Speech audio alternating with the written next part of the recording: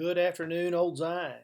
This is your intrepid local pastor coming to you again from the bunker, aka the church office. And today I have some good news for you. Some news that you may not all be crazy about, and some news that may even make you scratch your head. But thank the Lord, for the first time in weeks, I have something new to share with you. Now, most of you know by now that the governor has lifted some of the restrictions that we have been under and has authorized us to resume in-person worship services as of May 20th, as long as we follow the health guidelines from the state health officials, the same as any other institution in the state. Now, I'm also sure that most of you have heard by now that a federal judge has ruled that the state has overstepped its authority in banning in-person worship services, provided that the churches follow the health guidelines laid out by the state health officials. Now, I'm sure that many, if not most of you, are rejoicing with me in this ruling. It has long been my belief, and I know that belief is shared by most of you, that the church was unfairly or even unconstitutionally singled out during this time. So the question now is, where do we go from here? Now, I know that most of you would love to go right back to the way things were before the COVID-19 virus, immediately. But brothers and sisters, we cannot do that. No matter what position we may have taken as to the legality or wisdom of restricting in-person worship services, one thing we must acknowledge is that for certain groups of people, the COVID-19 virus is deadly, and it is dangerous. It is nothing to play around with. People in our community are dying, and others are becoming gravely ill. We must, and I stress that word must, take precautions to protect ourselves and to protect those around us. While we want desperately to keep the fourth commandment and honor the Sabbath day and keep it holy, we also want to keep the sixth commandment and not to unjustly cause our neighbors death. And if we act irresponsibly, we're in danger of doing just that. So we want to be responsible and honor God while caring for our neighbor. Now, today, after recording the worship service for tomorrow, I had a meeting with our reentry task force team at church. This group is comprised of Doug and Pauletta Furlong, Joe and John Perkins, Jonathan and Morgan Beard, and myself. We have reviewed the health guidelines for churches and are in the process of making plans and putting procedures in place that will allow us to resume our in-person worship services as soon as possible. Now, the target date for our first in-person worship service is May 24th. Some things have already been decided, and some decisions are still up in the air. But for a while at least, things will look a little different than normal. One thing that you will immediately notice is that our seating capacity will be cut in half. To maintain social distancing, each family unit will need to sit together, and we will need to maintain safe spacing between family units. One thing we have already done is to block off every other pew to help with this. Now, our plan at this point is to have 2 worship services, an early one, especially for the elderly and those with underlying health conditions, and one around the traditional time for everyone else. Additionally, for each service, there will be overflow seating in the fellowship hall with a live stream simulcast of the service. We in no wise want to turn anyone away. We do ask that you do not enter the building until 10 minutes before service times, and we'll get those times out to you in the next few days. And that's so that we can disinfect between services.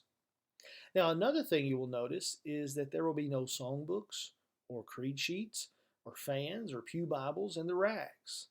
All of those communal items have been removed to better help us keep from passing the virus around.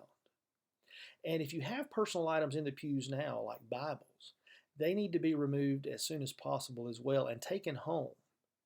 Now, also, when you get here, you'll notice the water fountain will be turned off. So if you must have water during the worship service, remember, Old Zion is strictly BYOB, so bring your own bottle if you must have water during the worship service. The restrooms will be open, and there will be disinfectant spray and or wipes in the restrooms. Please make sure that you wipe the restroom facilities down both before and after each use, and don't forget to wash your hands. Now, when you arrive at church, there will be a door greeter wearing a mask and gloves to open the door for you for your safety. Now, please hear me here. It is a requirement, not a suggestion, but a requirement that you wear a mask during your time inside the building. If you have your own, please wear it. Feel free to bring it. And if you don't, you'll be given one. The only exceptions to this, per the state, are the song leader while leading hymns and the pastor while preaching. After singing and after preaching, we'll be wearing our masks as well, as laid out by the state health officials. Again, this is a state health requirement, and we will follow it. All we have ever asked through this whole process is that the church be treated the same as the rest of society. Well, now we've been given that, and we need to abide by what we've asked for. If you, for some reason, are unable or refuse to wear a face mask, then please, by all means, continue to use our online worship format at home until those restrictions are lifted. But if you come to in-person worship, we will wear masks. It is the right thing to do for your neighbor. It is the right thing to do morally and from a liability standpoint, both for you and the church. As with all other public places, we will have a one-way flow during the worship services with one aisle for entering and one aisle for exiting the building. A couple of other things you'll find different, for the first little bit at least, are offering collections and communion. Now, I'll give you more information about communion in the days to come, but know that we have taken care of it in a way that is both safe and meets the state health guidelines. As to offerings, there will be plates placed in the rear of the church for you to place your tithes and offerings in, but we will not pass the plates as normal. And I encourage you to please give as you are able. We've been blessed financially at Old Zion. The Lord has prospered us. But in this time of separation, it has taken its toll on our church finances. So please, give as you are able. Now, to better plan for the 24th, you're soon going to see a survey either on Facebook or your email, or someone will call you. And you'll be asked about your plans for returning to in-person worship. Which worship service is your preference? And you'll be given the opportunity to volunteer to help with the doors, disinfecting, or some other area that we need some extra help in at this time. So please be on the lookout for that and get those in as soon as possible to help us plan better. And if you don't see a survey on Facebook, or you aren't called, or you don't receive an email, then please call one of those members or text one of those members of the Reentry Task Force, and we'll get that information out to you. Now, I know after hearing all of this, some of you are super excited to get to come back to in-person worship, as I am.